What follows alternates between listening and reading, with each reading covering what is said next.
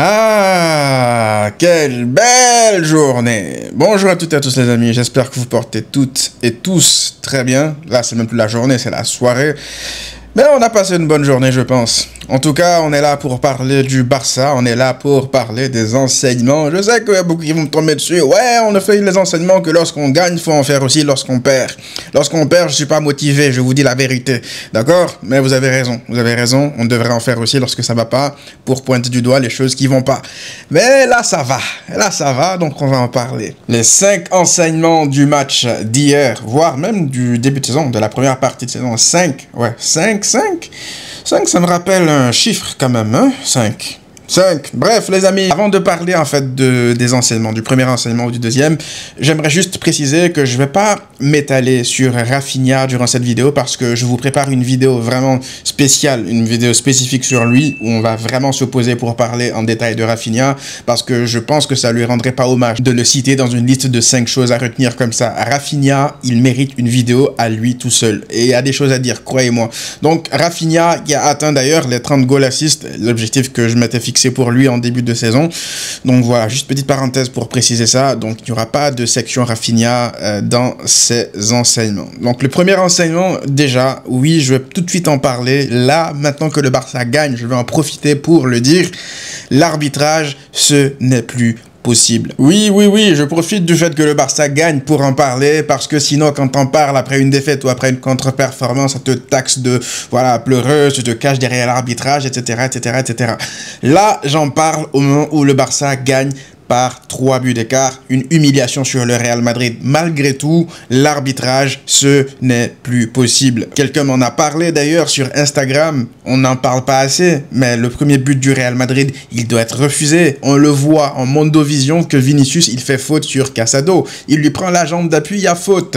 La VAR doit revenir sur des actions pareilles. Ça encore, ça passe, tu te dis, tu as le temps de revenir dans le match, c'est ce que le Barça fait. Le Barça passe par-dessus cette injustice, renverse le match, et puis derrière, Monsieur Camavinga, qui doit se prendre un deuxième carton jaune, il ne se le prend pas, ce deuxième carton jaune. Résultat, plutôt que le Real de se retrouver à 10, c'est le Barça qui se retrouve derrière à 10. Logiquement, hein, c'est mérité le rouge de Szczęsny. Mais si les règles sont respectées, le Real Madrid ne termine pas la première mi-temps à 10. Et Carlo Ancelotti, il le sait parce qu'il sort Camavinga à la mi-temps. Il sait qu'il aurait dû prendre son jaune. Derrière, Vinicius a déjà un carton jaune. Il fait une grosse faute, une grosse semelle sur Koundé. Il ne prendra jamais son deuxième carton jaune alors que le Barça était déjà à 10. Là, j'en parle comme ça, on peut se dire, ouais, ce sont des faits de jeu, des détails, mais c'est des détails. Si le match était serré, si le Real avait réussi à renverser ce match-là parce que le Barça était à 10, là, on en aurait parlé de manière beaucoup plus significative. Mais là, on en parle parce que ça n'a pas eu d'impact, d'incidence techniquement. Mais c'est grave, c'est grave. T'es obligé de gagner par un gros score sans qu'il n'y ait aucune contestation possible. Tu les malaxes, en fait, parce que s'il y a un moindre doute et que c'est serré, l'arbitrage va te plomber. Et c'est pas la première fois, ça commence à faire beaucoup là. Ça commence à faire beaucoup. Le but injustement accordé au Real Madrid, plus le rouge oublié pour Camavinga, plus le rouge oublié pour Vinicius, ça fait 3 faits de jeu significatifs, bien impactants dans un match de football quand même. On parle d'une finale, les amis. Et on doit se battre contre ça depuis des décennies. Laporta, on l'a vu encore une fois avec Tebas, on l'a vu avec la Liga, la Fédération, tout ce qui se passe là autour du club. L'injustice perpétuelle, permanente. Au bout d'un moment, il faut qu'on fasse quelque chose. Il va falloir qu'on ait recours à des institutions beaucoup plus neutres, extérieures au football espagnol, parce que là, on a vu en fait qu'on ne peut pas être arbitré ou juste traité de manière équitable comme les autres. C'est pas possible en fait. Donc au bout d'un moment, il va falloir qu'on fasse quelque chose. On voit cette affaire-là là, avec le cas Olmo, c'est juste pour moi la goutte de trop. C'est la goutte de trop. Bref, je voulais en parler, vraiment en préciser ceci après une victoire parce que après une défaite, encore une fois, ça fait mauvais perdant. Mais là, je voulais pointer du doigt les erreurs d'arbitrage qui continuent et qui continueront encore, je pense, durant la saison du Barça. Le deuxième enseignement de la soirée d'hier, mais aussi du début de saison, de cette première partie de saison, c'est tout simplement la notion de groupe. Cette notion de groupe, pour moi, elle est extrêmement importante. Lorsque Xavi est arrivé, c'est ce qu'il a voulu mettre en place de suite, un groupe. Et un groupe, ça se construit comment? Ça se construit aussi dans la victoire. Et quand je parle de victoire, ce ne sont pas que des victoires dans des matchs importants. Je parle de titres. Les titres, c'est quelque chose qui te fait croire en ton projet. Lorsque Flick aussi est arrivé, c'est la chose sur laquelle il a tout de suite insisté. C'est de créer un groupe, une famille. Pas une somme d'individualité, mais un collectif. Parce que, vous vous rappelez, les questions qu'on posait à Flick en conférence de presse à chaque fois pour essayer de mettre en avant Lamine Yamal, c'est un phénomène, c'est un génie, etc. À chaque fois, il ramenait tout à ses coéquipiers aussi. La notion de groupe. Le football, c'est un sport collectif. Lorsque le groupe est là, lorsqu'il y a un collectif qui est formé, c'est difficile de vous faire bouger. Vous pouvez avoir des individualités plus fortes de l'autre côté, mais si vous êtes un collectif bien huilé et que tout le monde court ensemble, chacun court pour l'autre, ben c'est ce que Flick recherche lui aussi depuis son arrivée. Il n'a pas arrêté de le marteler à chaque conférence de presse. Il va falloir qu'on attaque ensemble, il va falloir qu'on défende ensemble, il va falloir qu'on soit unis, il va falloir qu'on avance ensemble. Et que ça soit Flick ou Xavi, peu importe ton niveau en tant que coach, peu importe tes qualités, tes compétences, peu importe ce que tu véhicules à tes joueurs, la seule manière de faire adhérer tes joueurs à ton projet, qu'ils croient en toi de manière limite aveugle et qu'ils se donnent à fond lorsqu'ils sont sur le terrain, c'est en gagnant des trophées, des titres. Et c'est exactement ce qui s'était passé aussi sous Xavi lorsque le Barça gagne la Supercoupe d'Espagne contre le Real Madrid avec la manière. Moi, dans un coin de ma tête, je savais que le Barça allait très certainement aussi gagner la Liga. Parce que derrière, tu sentais que rien ne pouvait les atteindre. Ça aurait pu être compliqué dans certains matchs, mais c'est là que tu voyais que voilà, une équipe se crée, un groupe se crée, ça gagnait des matchs compliqués, mais ça gagnait quand même. Et derrière, ils gagnent le Classico aussi en Liga, ils gagnent la Liga. Donc là, ça peut être annonciateur de quelque chose de grand. Ça me permet de faire la transition sur le troisième enseignement. Ben, c'est tout simplement la mentalité de gagnant. Lorsque tu as un groupe, un collectif qui se forge sur la victoire, sur une victoire finale dans un classico comme ça, de cette manière-là, ouais, ça laisse des traces et pour l'adversaire et pour toi qui viens de gagner. Parce que lorsqu'on parle de mentalité de gagnant, là, ça impacte plein de joueurs de générations différentes dans l'équipe. Là, on parle du Barça, on regarde des gamins comme Lamine Yamal, comme Koubarsi, 17 piges. Là, c'est très bien qu'ils commencent leur carrière comme ça, qu'ils soient habitués à gagner. Parce qu'on parle de Lamine Yamal a déjà gagné 1 euro à 16-17 piges.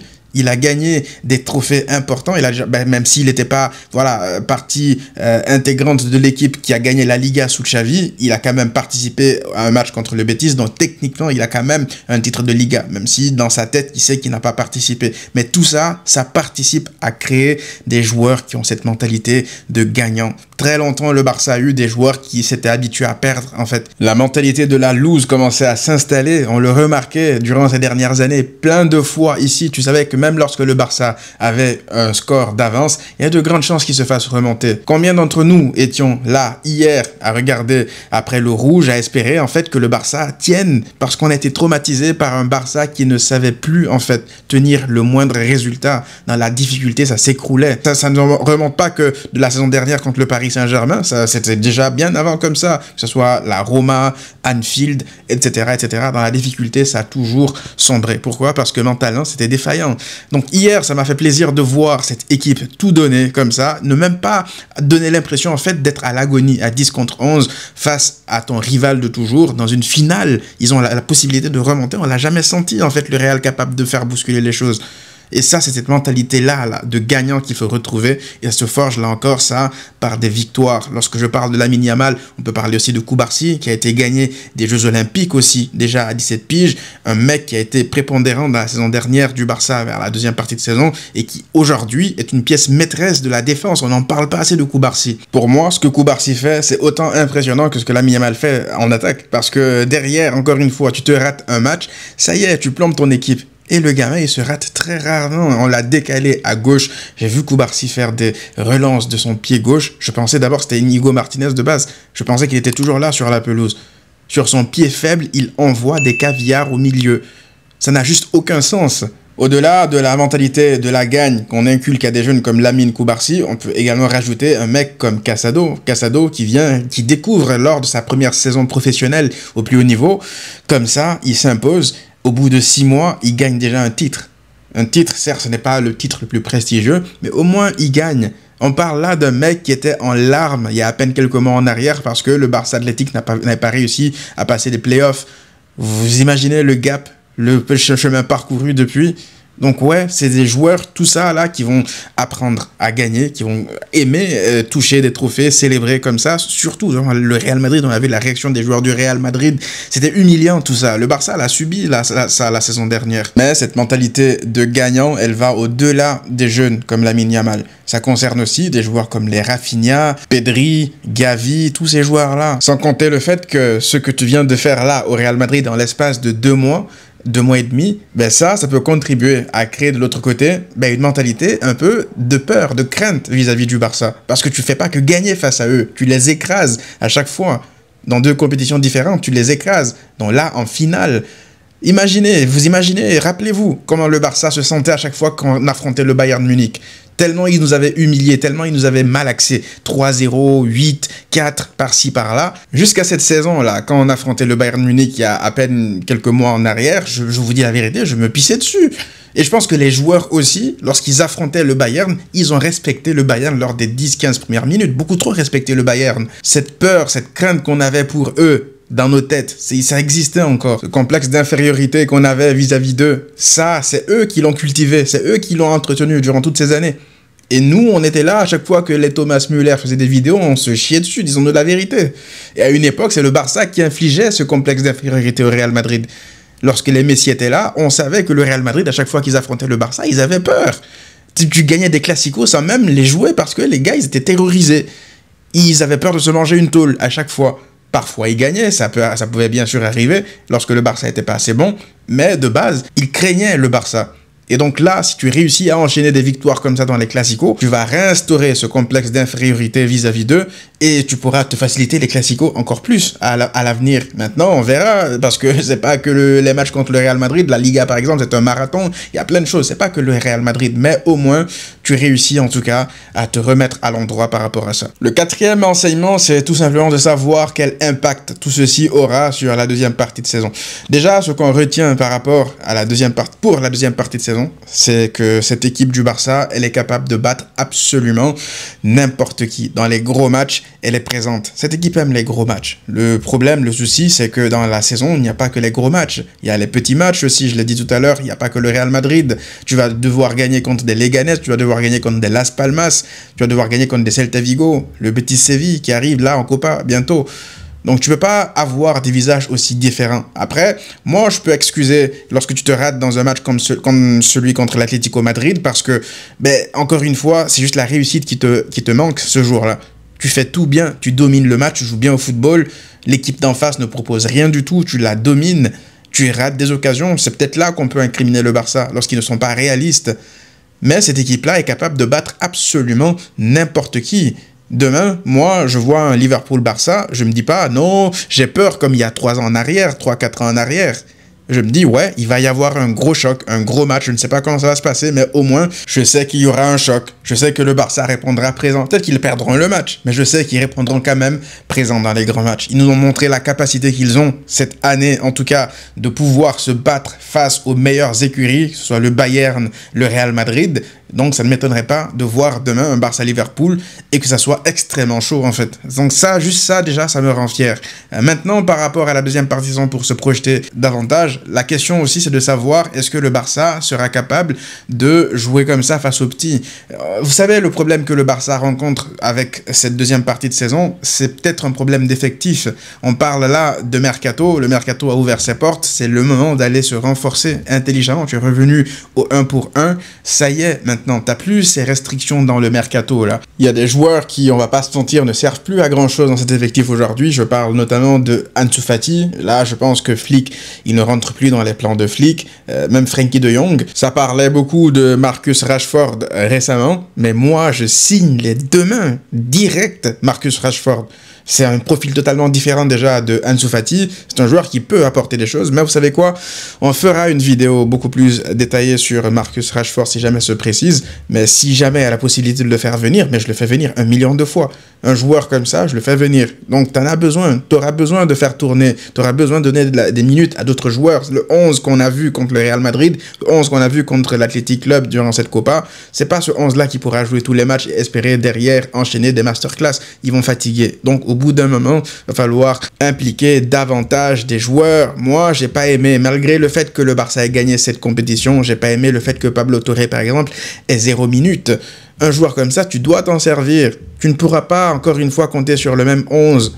Tu pourras pas. Mais j'ai confiance en Flick. Il lui a déjà donné des minutes depuis le début de la saison. Je pense qu'il aura beaucoup plus de minutes en deuxième partie de saison. Mais c'est vrai qu'il va falloir essayer de se renforcer un minimum durant ce mercato d'hiver. Peut-être pas en termes de quantité, mais juste en termes de qualité. Intelligemment, des prêts, pourquoi pas. En parlant d'effectifs, ça me permet de faire la transition sur le 5e enseignement, la 5e chose à retenir par rapport à cette première partie de saison et aussi par rapport au match d'hier. Ben, c'est tout simplement le cas de Araujo. Faudra qu'on en parle. Partira pas. Qu'est-ce que le Barça doit faire avec sa situation? Est-ce que Laporta doit forcer ou quoi que ce soit? En fait, moi, je pense que c'est très simple. Là, on parle tout à l'heure d'effectifs, du manque de joueurs dans l'effectif et que Flick ne pourra pas compter sur le même 11. On a vu d'ailleurs Inigo Martinez vient de se blesser. Moi, je pense que c'est simple. Araujo, en l'état, tu n'as pas le choix que de le garder. Quand je dis le garder, ça ne veut pas dire le garder à tout prix. Je parle là en termes de timing par rapport à tes intérêts sportifs. On vient de dire encore une fois que l'effectif, ça me nuise. Donc, je vois pas, ça serait quoi l'avantage de laisser Araujo partir durant cet hiver? Moi, je ne dis pas qu'il faut pas le vendre. S'il veut partir, tu retiens pas un joueur contre son gré. Mais, au moins, qu'il respecte son contrat jusque durant cet été. Cet été, il lui restera 1 an de contrat. Ça sera à lui d'accepter de nous ramener les offres qu'il veut et puis partira où il voudra. Le Barça, je ne pense pas qu'entre maintenant et durant l'été, les clubs vont non plus mettre l'argent du simple au double. Hein. Je pense que d'ailleurs, durant l'été, il y aura beaucoup plus de clubs intéressés par Araujo, par son niveau, s'il revient bien durant ces 6 derniers mois de la saison. Il y aura beaucoup plus de clubs, donc il y aura même moyen, je veux dire, de toucher un plus gros pactole durant cet été, alors que là, il n'y a que la Juventus, d'après ce que j'entends, qui serait potentiellement intéressée. Là, on parle de 40-50 millions. Quand on voit la valeur marchande des défenseurs qui sont achetés en première ligue, parfois des joueurs mid qui sont vendus à 65-80 millions d'euros, je me dis vendre Araujo pour 50 millions d'euros, ça serait encore une fois brader le joueur parce qu'on connaît le défenseur qu'il est à son meilleur niveau. Et justement, quand on parle de son niveau, on sait que Araujo, lorsqu'il est à son meilleur niveau, il y a très peu de défenseurs qui s'assoient à sa table. On le sait très bien. Mais le problème, c'est que il est rarement à son niveau depuis maintenant bientôt 1 an. Il se blesse beaucoup. Et il demande une augmentation salariale. Araujo, faut pas oublier, même si moi, je kiffe le joueur, personnellement, je kiffe le joueur, vous le savez, moi, je vais pas non plus accepter qu'un joueur fasse sa loi à Barcelone. Un joueur qui plus est, n'a rien gagné de significatif, n'a rien fait gagner de significatif au club au point où il peut se permettre d'exiger un meilleur salaire encore. Pour l'instant, il doit se comporter comme les Pedri, comme les Gavi, comme tous ces gamins-là qui doivent encore écrire leur légende dans ce club-là. Le Barça ne retient jamais un joueur qui veut partir, aussi bon soit-il. Dembélé, il voulait partir, le Barça ne l'a pas retenu. Dembélé à son meilleur niveau, c'est un excellent joueur de football, exceptionnel même. Et il est parti. Est-ce que le Barça aujourd'hui en pleure? Donc on arrête de penser que si Araujo part, c'est une perte inestimable. Faut pas refaire les mêmes erreurs. Les gars, un joueur, lorsqu'il veut partir, faut pas le retenir. S'il veut absolument partir, même cet hiver, faut le laisser partir. On fera avec les moyens du bord. Mais, dans l'idéal, vu qu'on a encore la main sur le dossier, on lui dit, écoute, cet hiver, tu ne pars pas, mais si tu veux partir, il n'y a pas de problème, tu partiras en été. Parce qu'on va pas te brader juste parce que tu veux partir. De toute façon, on verra ce qui va se passer avec lui. Christensen devrait revenir très vite. Là, je pense que ça y est, il est de retour dans le groupe. Même si Inigo Martinez s'est blessé malheureusement, voilà, tu as Koubarsi, Christensen, je pense que voilà, c'est une paire aussi qui peut parfaitement marcher en l'absence de Inigo Martinez, même si encore une fois, dans l'idéal, tu ne vends pas Araujo durant cet hiver, tu ne t'affaiblis pas, je veux dire, durant cet hiver, parce que c'était pas prévu, dans ta planification sportive, c'était pas prévu ça, tu vas pas t'affaiblir volontairement en pleine saison, faut attendre l'été si tu dois vendre des joueurs. Bref les amis, donc voilà, encore une fois, je vous reviendrai par rapport à Rafinha, il faut une vidéo vraiment complète par rapport à lui parce que ce qu'il fait durant cette saison, c'est tout simplement anormal. On se retrouve très rapidement pour une prochaine vidéo. D'ici là, prenez tous soin de vous et à très vite.